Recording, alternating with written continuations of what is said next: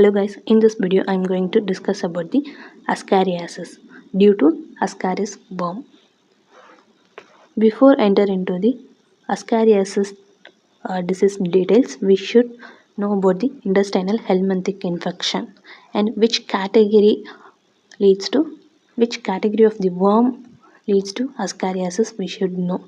So intestinal helminthic infection is cystode, trematode and nematodes. It includes three only: cystode, trematode and nematode. In cystode, Dibylopothria manitinia is present. In trematode, Fasciolopsis and Cystostoma mansoni. In nematodes, Ascariasis, hookworm and Strongyloides and Enterobius.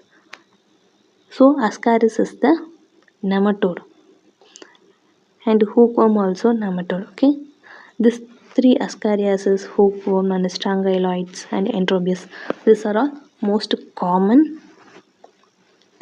Now let's see about the Ascariasis. And before enter into the proper topic, the objectives are epidemiology and morphology and life cycle. Life cycle is important.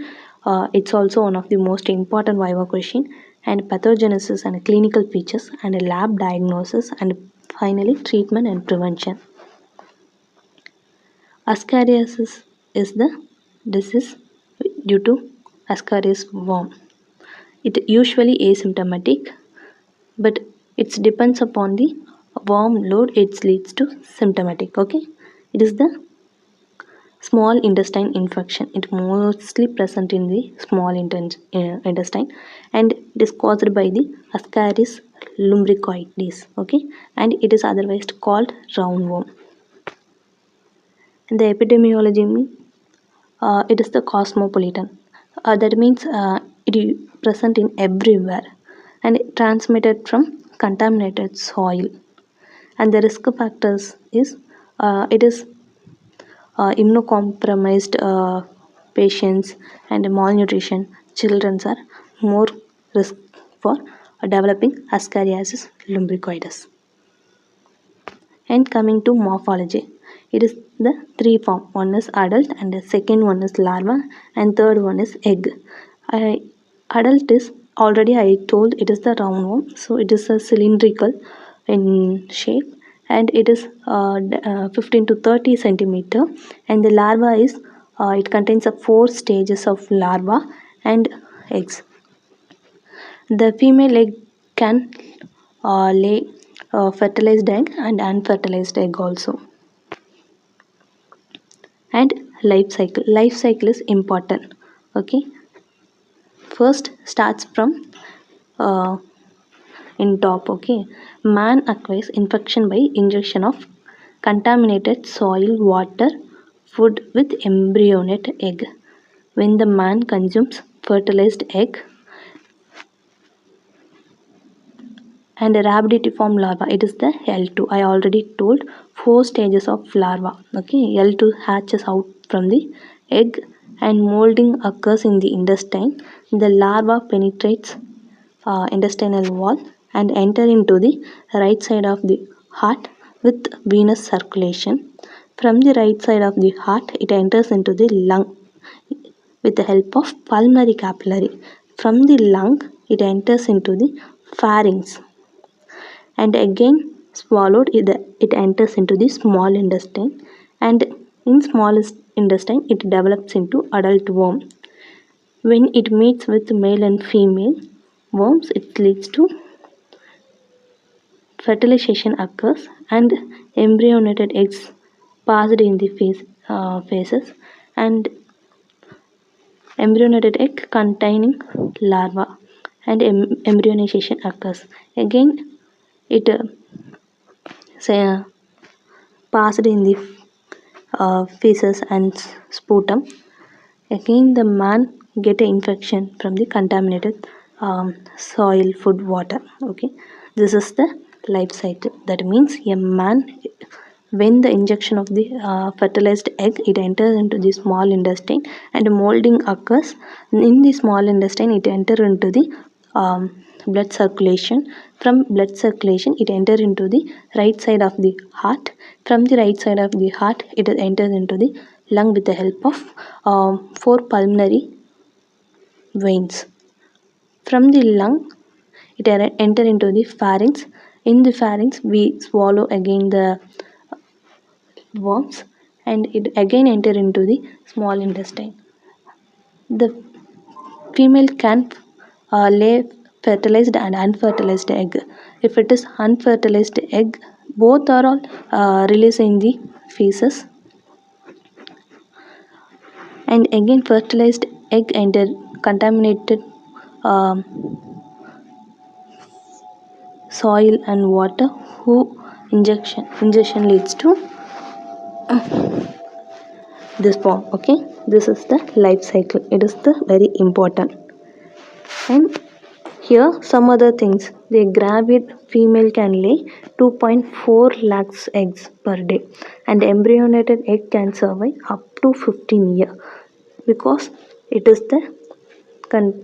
the outer layer is thick due to ascarosoid. It is the lipoprotein, thick lipoprotein present in the outer side of the egg shell. And pathogenesis. Infection is attributed to host immune response, migration of the larva, mechanical obstruction, and nutritional deficiency. Host immune response means the worm provoke the allergic agents, so it leads to urticaria, rashes, and fever. And migration larva means the larva migrate into the lung. The larva may migrate into the hepatobiliary system.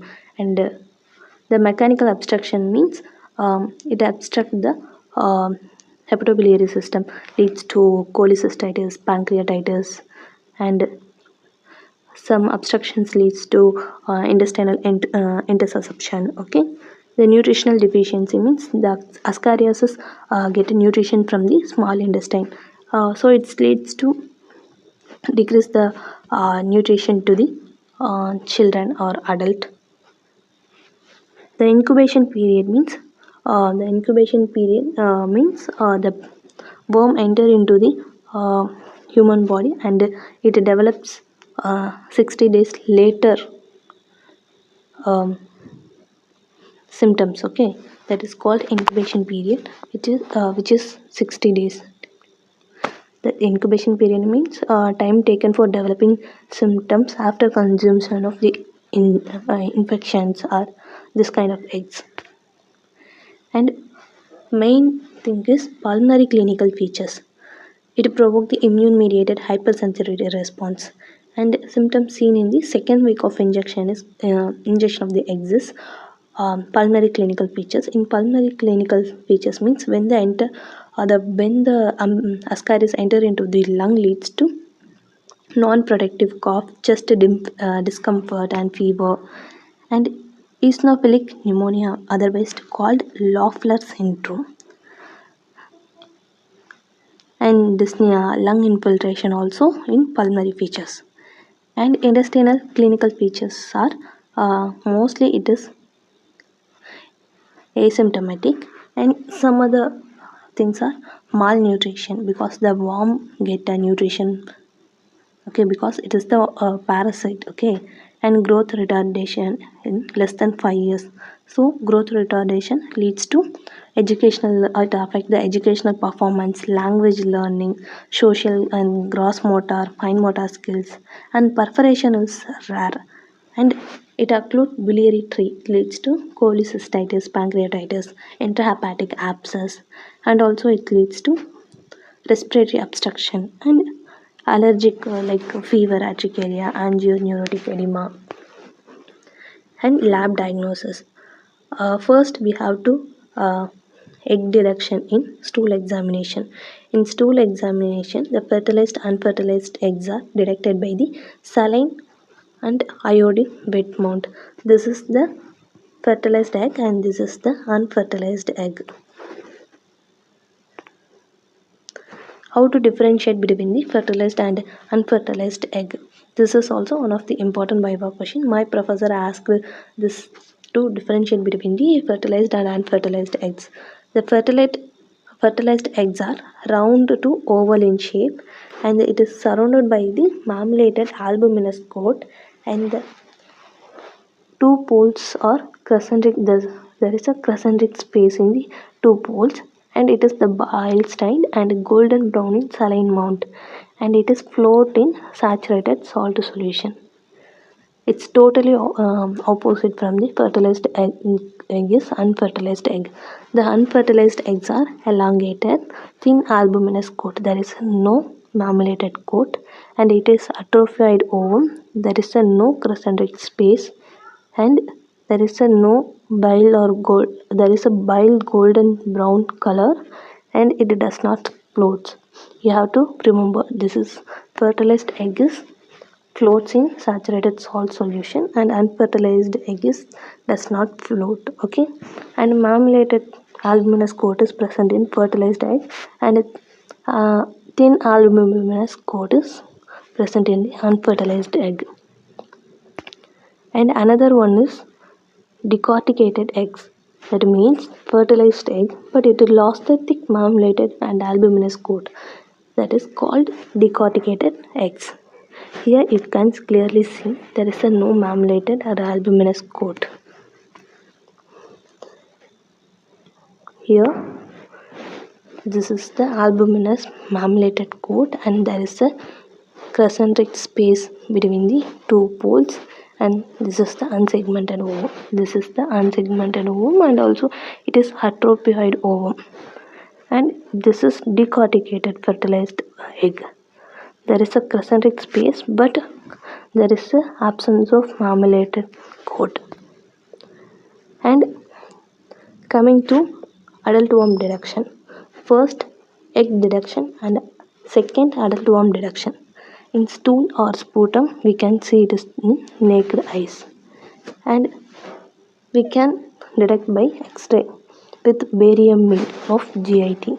When two worms lying in parallel, it is like trolley car lines appearance in X-ray, and we also detect in USG. And larva can seen in sputum if it is in pulmonary phase. That is means 2 weeks of after injection of the eggs. And serology, we can detect it by antibody detection by ELISA method, and molecular method is PCR, multiplex PCR, real-time PCR. This is the real-time PCR is used to quantity of parasite load. Okay, another methods are eosinophilia, because it provoke the immune system, leads to eosinophilia. And charcot laden crystals seen in sputum. Here you can clearly see this is the larva, and it looks like charcot laden crystals. And treatment is antiparasitic drugs. We can give albendazole or mebendazole or ivermectin.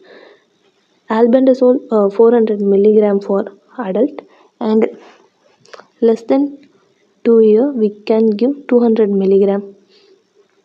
Albendazole gives every 6 months is must. Single tablet 400 milligram. Okay, after dinner.